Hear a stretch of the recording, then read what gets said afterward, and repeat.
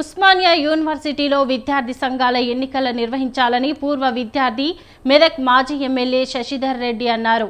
హైదరాబాద్ ఉస్మానియా యూనివర్సిటీలో జరిగిన 1977-1988 బ్యాచ్ల Osmania university student union office bearers OU guest హౌస్లో మీడియా సమావేశం నిర్వహించారు.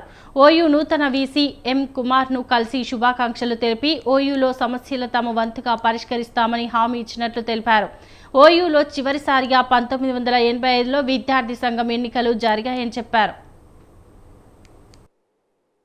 దాదాపుగా 107 సంవత్సరాల చరిత్రలో మొట్టమొదటిసారిగా ఉస్మానియా యూనివర్సిటీ క్యాంపస్ కాలేజెస్ 1977 నుంచి 88 వరకు ఉన్నటువంటి arts, science, law, college of commerce and management, engineering, technology, education, అదేవిధంగా కాలేజ్ ఆఫ్ పీజీ బషీర్బాగ్, దాంతోపాటు comprehensive college of education that is BEd.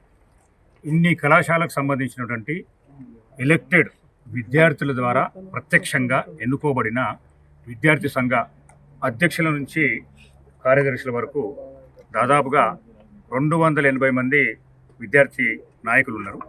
మొట్టమొదటిసారిగా అంటే ప్రాథమికంగా ఉస్మానియా యూనివర్సిటీ యొక్క గొప్పతనాన్ని, ఉస్మానియా